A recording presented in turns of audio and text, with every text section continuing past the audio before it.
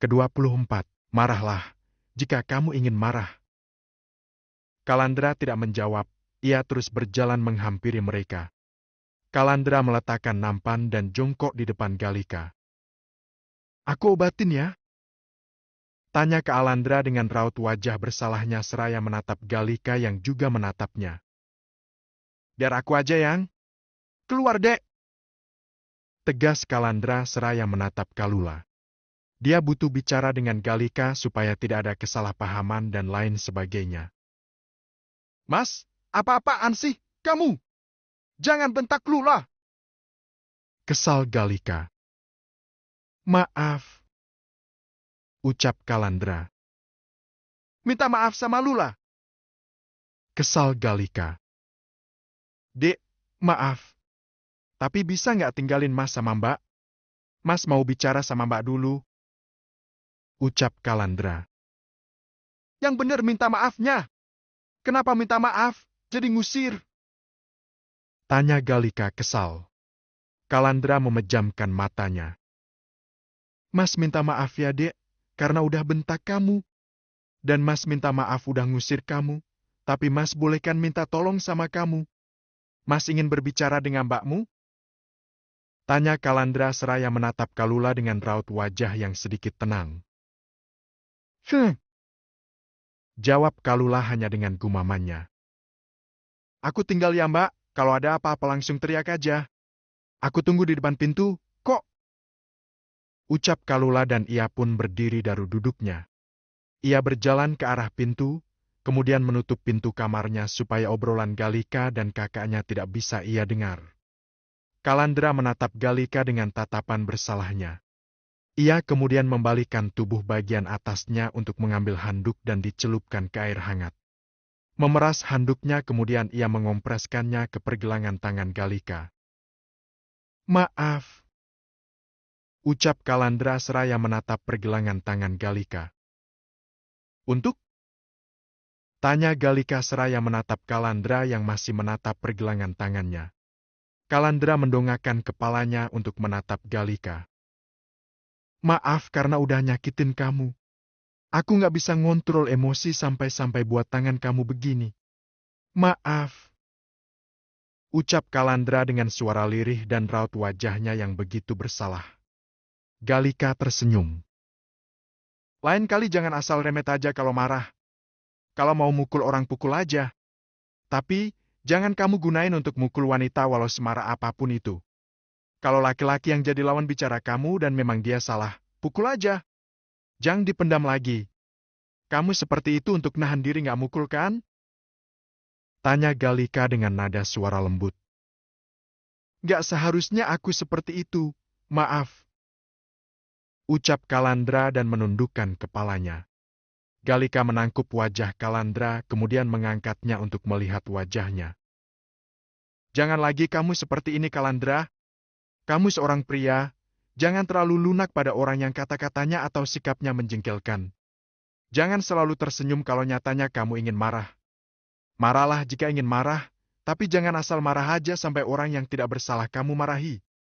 Cukup marah pada orang yang membuatmu marah," ucap Galika dengan nada suara meneduhkan.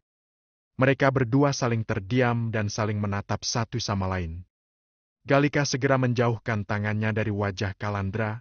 Mereka berdua pun saling membuang muka karena merasa canggung.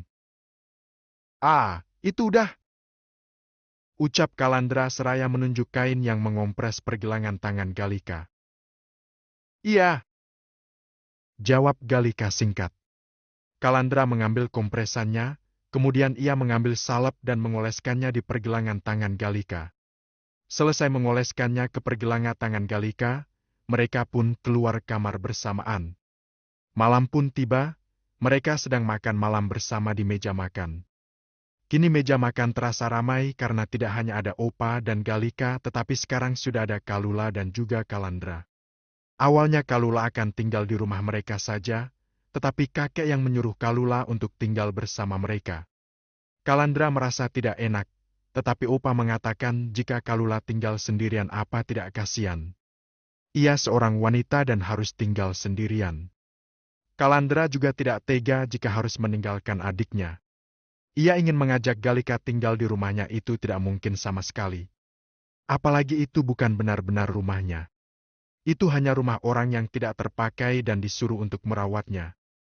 Keluarganya cukup beruntung ada orang sebaik itu menyuruh mereka untuk mengurus saja rumahnya tanpa membayar sewa. Hanya mereka harus membayar tagihan listrik dan air saja setiap bulannya. Tadi pagi, ada kejadian apa?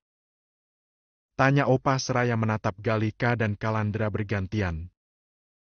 Biasalah Opa, cowok bibir lemes. Ngejulit aja bisanya. Ucap Galika seraya menatap Opa.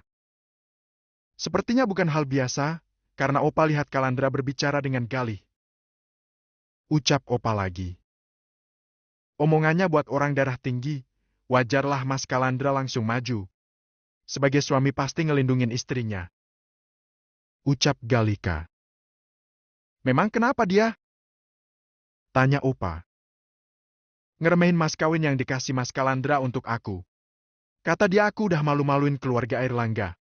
Perasaan, Opa aja nggak mempermasalahkan mas kawin yang dikasih Mas Kalandra untuk aku. Ucap Galika kemudian menyuapkan makanannya. Terus kamu bales dia dengan apa? Tanya Opa. Ya aku bilang aja, Opa aja nggak mempermasalahkan. Kalau Om merasa aku mempermalukan keluarga Airlangga, Om nggak ada hak. Karena nggak ada setetes pun darah Airlangga yang mengalir di tubuh Om. Dianya marah. Terus ngatain aku nggak punya sopan santun karena nggak punya orang tua. Kalau gitu, sama aja dia nyalahin Oma dan Opa dong. Kan Oma sama Opa yang selama ini mendidik aku di rumah. Ucap Galika begitu santai. Dia berani berkata seperti itu? Tanya Opa dengan raut wajahnya yang menjadi marah. Iya, makanya Mas Kalandra tadi jadi marah sama dia.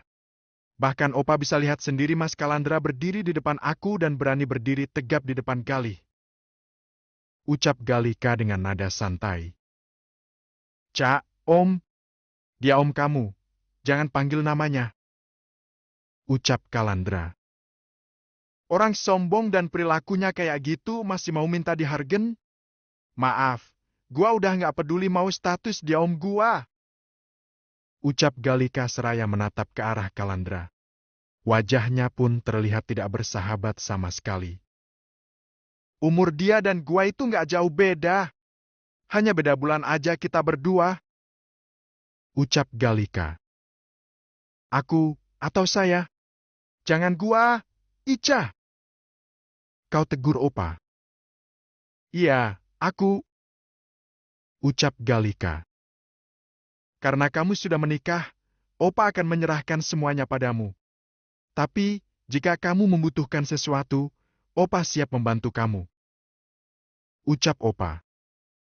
Ica akan selalu butuh Opa, jadi tanggung jawab ini masih Opa yang punya kendali utamanya.